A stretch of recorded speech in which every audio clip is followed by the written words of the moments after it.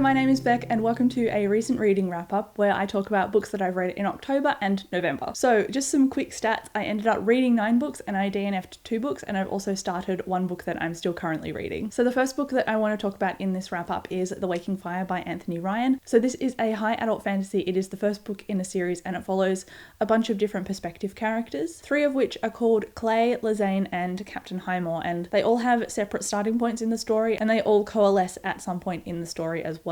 It's really hard for me to describe what's going on because the way that Anthony Ryan writes, to me it feels like all of the perspectives are fairly similar, especially in their voice. I found it difficult to distinguish between who is who. So I find that something that I really struggle with Anthony Ryan, because I struggled with it in the Bloodsong series and it's why I DNF'd Tower Lord, and then it continued on into his other series, The Waking Fire, because I really struggled with the narratives in this book, even though I was invested in the lore of the world and kind of what these characters wanted to do. I just didn't care about what actually happened. So in this world, certain characters can ingest the blood of drakes, which are kind of like dragons essentially. From these different ways that the blood is diluted and ingested, you get different abilities and different capabilities, but all of these abilities have a limit on them and a cap, so the person who is using this ability can tell how much they have left of this particular ability and how much product they also have left as well.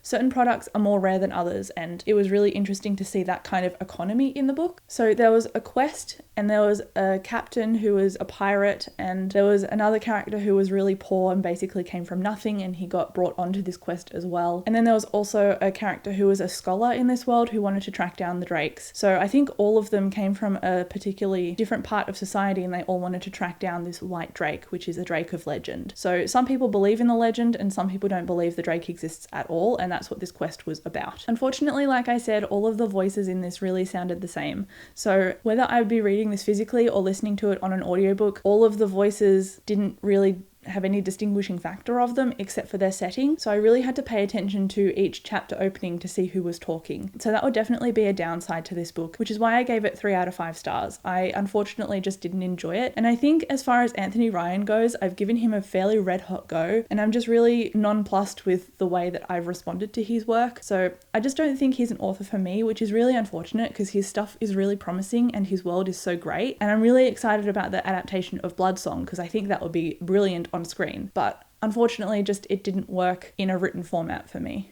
Anthony Ryan's writing seems to be just missing something for me, and that something is the key to igniting a spark. So unfortunately I've unhauled the second book in this series, which was called The Legion of Flame, and I don't plan on continuing on, unfortunately. So the next book in this wrap up I don't actually have physically because I also listened to it on audiobook, but I do have the rest of the series physically, so I'll have to buy it eventually. But it's called Capturing the Devil by Kerry Maniscalco, and in this book Audrey Rose is trying to find a killer in Chicago and also recover from some of her past traumas. Thank God that this book had none of the miscommunication that was rife in the third book, because I'm just going to pretend that the third book didn't happen at all, because that was a real down point in the series for me, and Capturing the Devil was probably my second favourite in the quartet overall. I don't want to get too much into the plot and what is actually happening because it'll spoil obviously the trajectory so far, but like I said, Audrey Rose is in Chicago. She is accompanied by her love interest, and I don't want to say who that is, even though I'm sure pretty much everyone can guess. I just don't want to say exactly who because it kind of gives you a little bit of an insight into what happens in the first book, and I don't want to do that. But anyway, she is with her love interest in Chicago. They are tracking down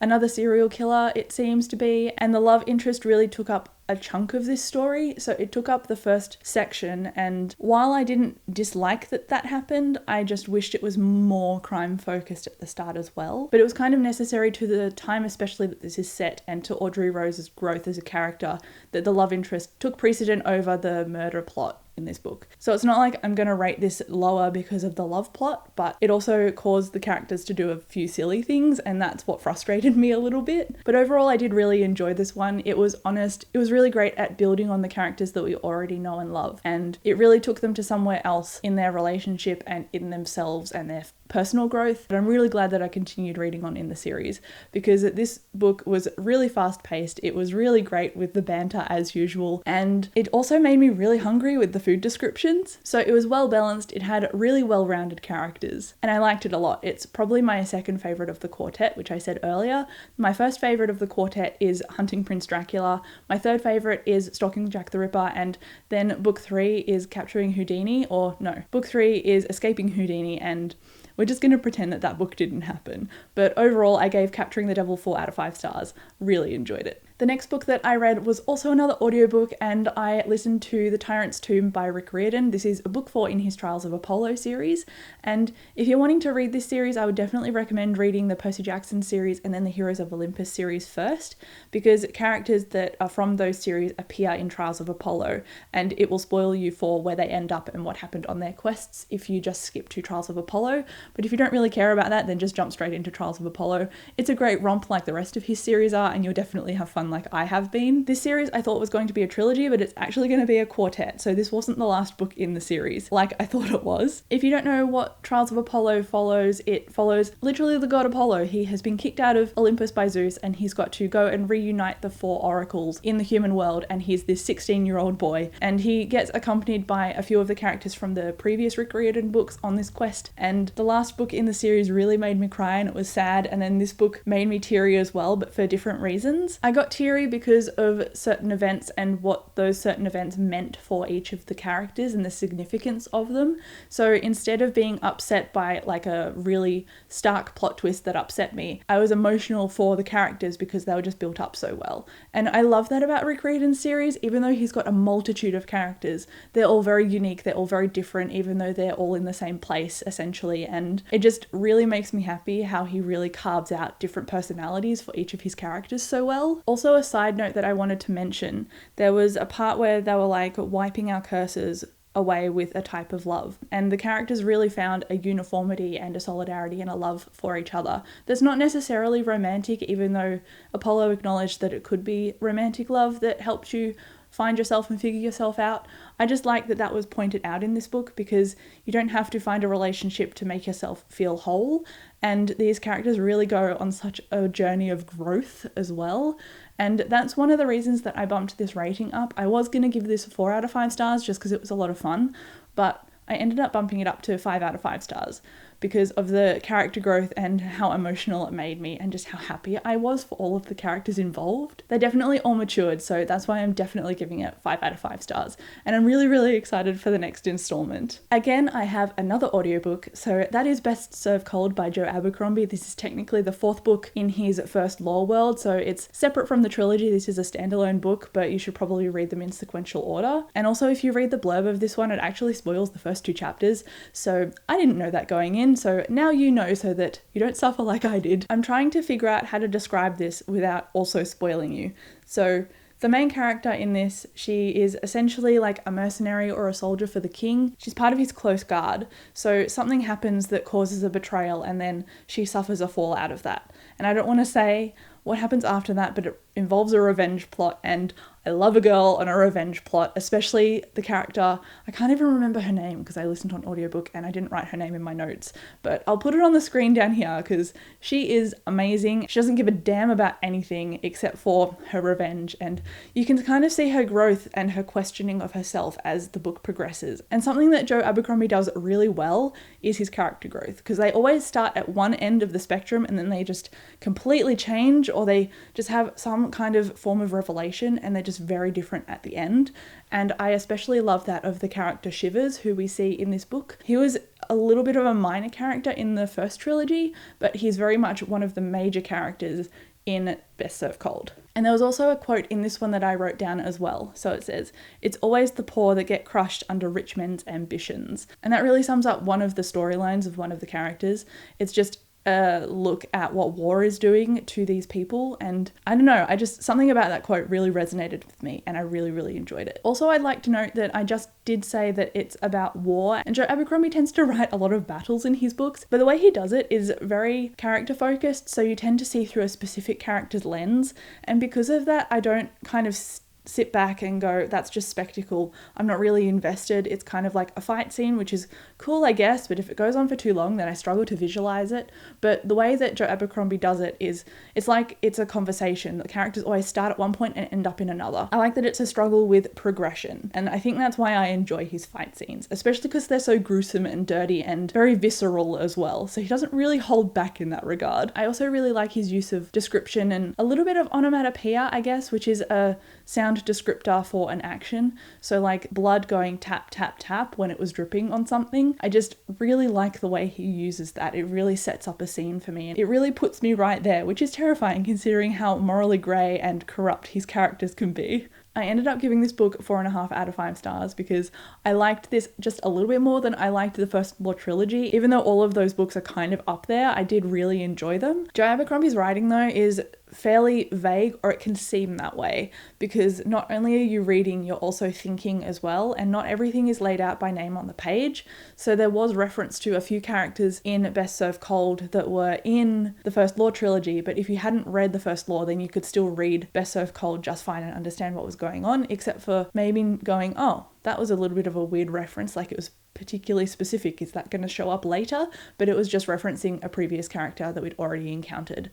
So he does require a little bit more thinking, but unlike my experience with Anthony Ryan's writing, where it just seemed fairly vague, I don't think Joe Abercrombie has a vague way of writing at all. He just requires me to use my brain a little bit more. I do like all of the trajectories in his book. Characterization is one of my favorite things about his writing. So again, I would recommend this series, but it's fairly grimdark and fairly gruesome, so if that's not your thing, then I don't know if these books are going to be for you, but personally I really like how gritty they are. So yes, really enjoyed this one and definitely continuing with his books. Next up, I also read another audiobook, but unlike the others, I actually have this physically on me, and it is Rogues, edited by George R.R. Martin and Gardner Dozois.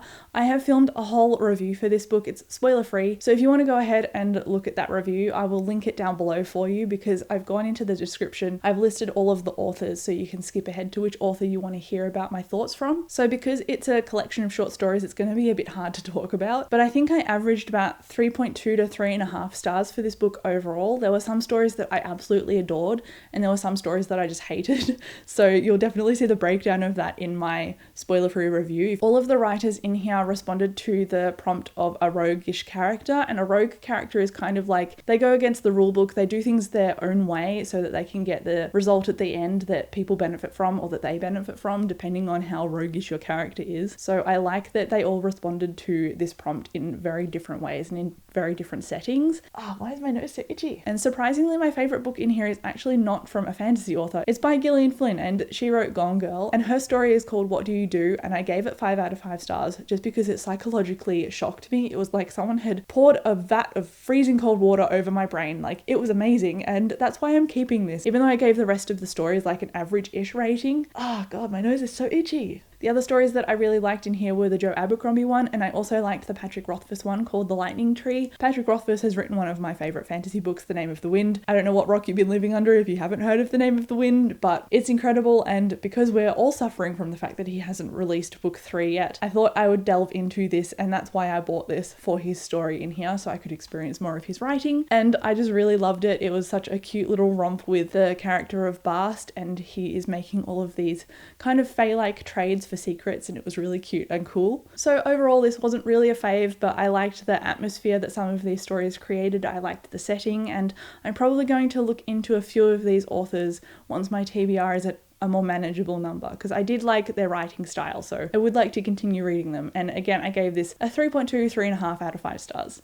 Itchy nose, mate. Itchy nose. So next up, surprise, surprise, I actually read a physical book, and it is Ninth House by Leigh Bardugo. I have filmed an entire vlog for this, and it's a spoiler vlog, so if you haven't read Ninth House, then I will spoil the murderer in the book, so only watch it if you don't care about finding out the murderer, and only watch it if you've probably read Ninth House, but I'll be talking about my spoiler-free thoughts here, so you don't need to worry. Ninth House is an adult urban fantasy by former young adult writer Leigh Bardugo, and this is her first foray into adult writing, and I think she did really well. I personally ended up loving this book. It follows a girl named Alex Stern, and Alex has the capacity to see greys, and in this world, greys are the ghosts in the world, basically. And because of this capability, the people at Yale University, which is where this is set, they basically bring her in and she has to work for them, and they've got a bunch of secret societies dealing in like bodily rituals and magic, and it's the Ninth House's job, which is what Alex works for, to kind of keep these societies in check and make sure things don't go too off the rails, because in the past these societies have just basically taken bodies of the innocent to do their tests on, and they kind of want to curb that. They want to make it okay, and they want to make it kosher. So that's what Alex's job is, and she's learning from her mentor called Darlington. This is a very slowly unfolding narrative, and I know that some people have disliked this book for that reason, but personally I really loved it. It's told in alternating timelines, so you see Alex learning things from Darlington, and then you also see a future Alex who is recovering from wounds and you don't know how she got them, and also she's investigating this murder that's happened on campus of this girl. So through her eyes and through the lens of her character, we find out little bits and pieces about the world and about what Alex has to deal with, and the fact that she came from a really rough upbringing, because she could see the ghosts obviously from when she was very little, and she comes from kind of like a drug abuse background. So you see how the ghosts and these drugs have impacted her life. It's ironic that I just talked about rogues, because Alex is definitely a rogue character, and that's one of the reasons that I really liked her. She kind of takes things by the reins and does things her own way, and her own way is not necessarily a polite way, and that's why I loved her. I also really liked the female friendship that formed in this with one of the characters named Dawes.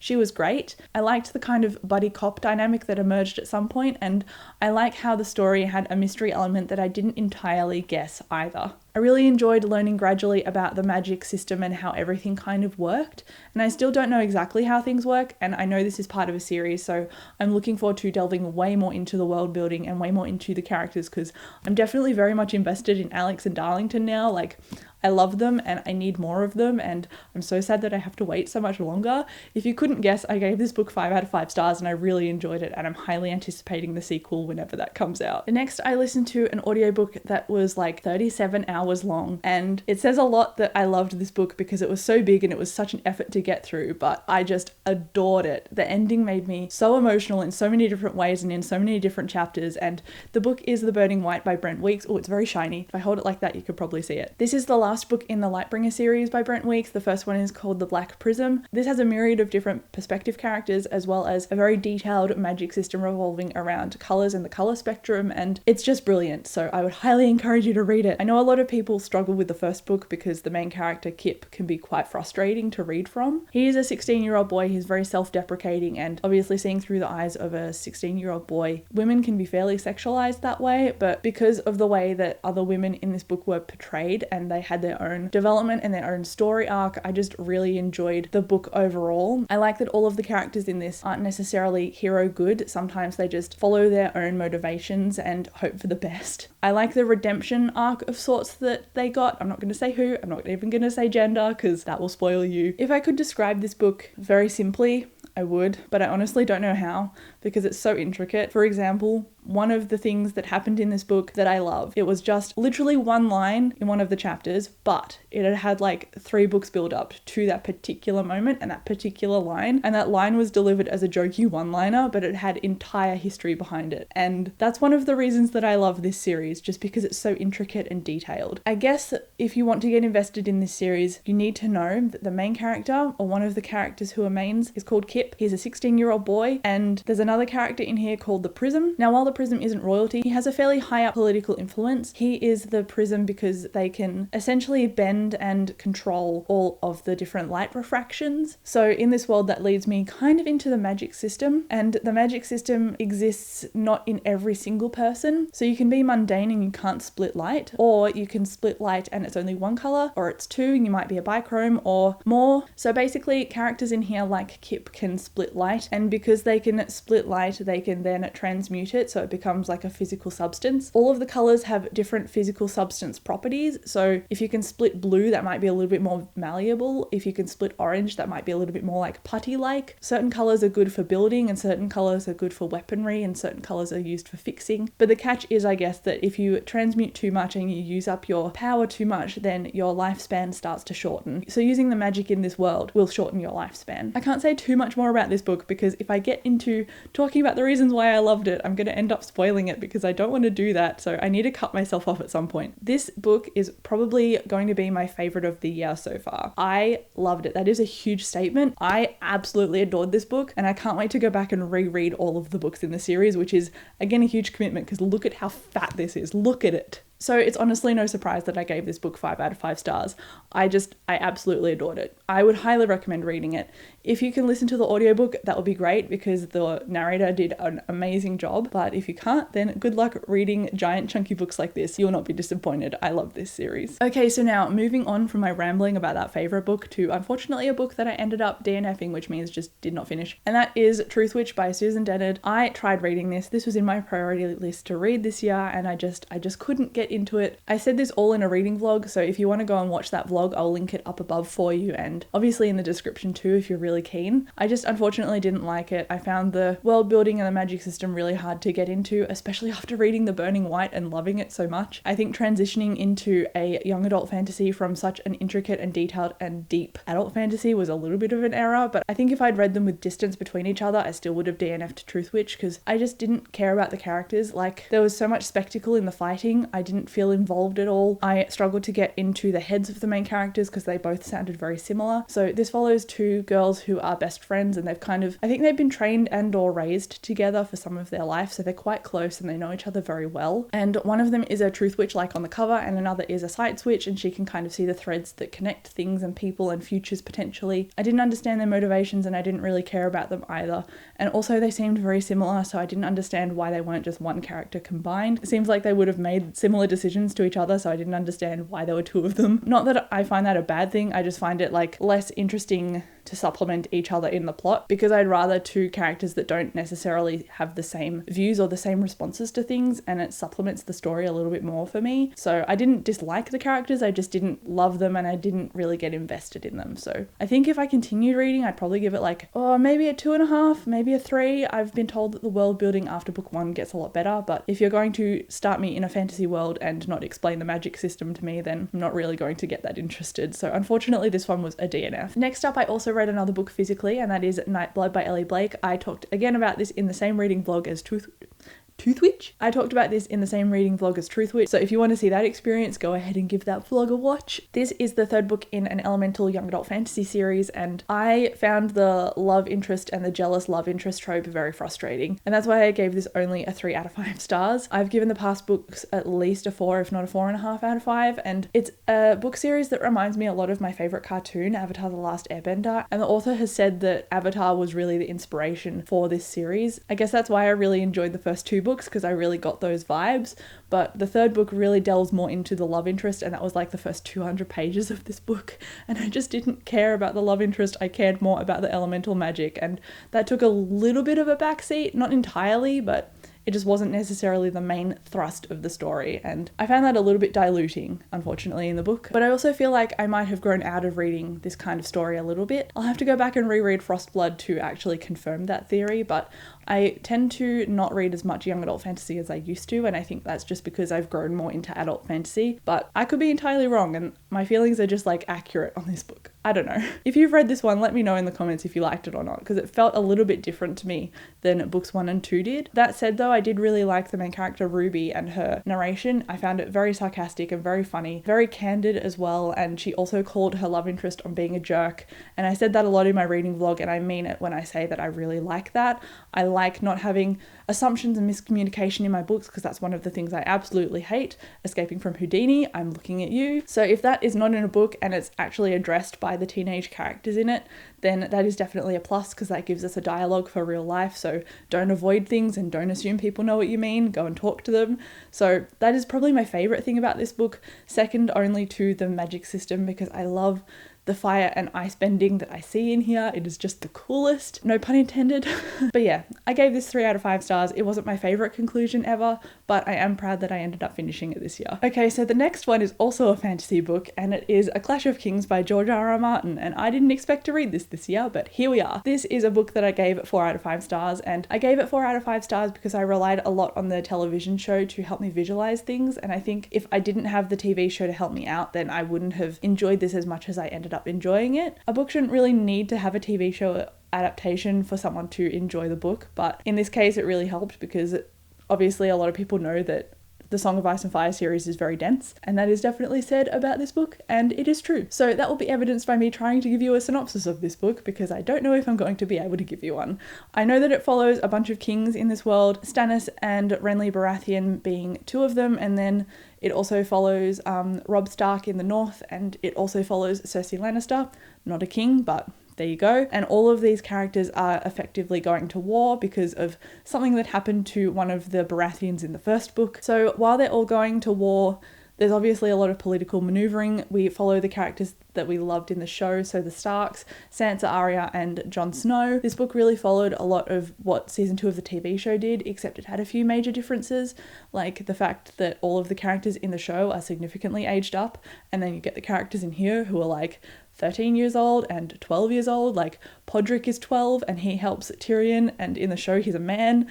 And then in the book, Daenerys Targaryen is 13 years old, and in the show she is definitely a woman. She gets married off in the show to the Dothraki in season 1, and that's the start of her trajectory, and that's just very messed up if you think about it as a 13-year-old, especially when it comes to their wedding night. I also mentioned this in my reading vlogs, but again, I said that I hated Greyjoy in this book, even though I like him in the show, because I think even though he's a little bit insufferable in the show, he has a certain redeeming quality to him. In the book, not so much. Definitely hated him. He's a horrible person. So I really like seeing the way that the book and the show have differences, and I think that I like all of the detail that I'm experiencing in here. And I did DNF this book twice before reading it on audiobook, and the audiobook definitely revolutionized it for me, because now I want to read all of the books in this series on audio because it was so much easier to digest. Definitely try the books on audio if you're struggling physically. I read the first book physically, and I'm really glad I transitioned into reading them as audiobooks because, again, 4 out of 5 stars, and I enjoyed it a lot. There is a lot of violence against other characters, especially women, and sexual violence as well, so I knew that going into the book. I knew that about the Song of Ice and Fire world. It's rife in the TV show as well, so it's just something that I knew that would happen in this book, so I'm trying to gloss over it because it's part of the world building to me, and while that's not necessarily okay, I was aware of it going in. So you can be aware of something's faults and still like the product overall, I think. It just fits on the shelf. And then at the beginning of this video, I said that I DNF'd 2 books, and this is the second book that I DNF'd. And it is The Hadley Academy for the Improbably Gifted by Conor Grennan, and this is a middle grade fantasy book. It's, I guess, a middle grade urban fantasy book. So it's about these boys named Jack and Freddie, and they ended up getting kind of like kidnapped and taken to the Hadley Academy, and they're taken there to discover their gifts and also fulfill a prophecy.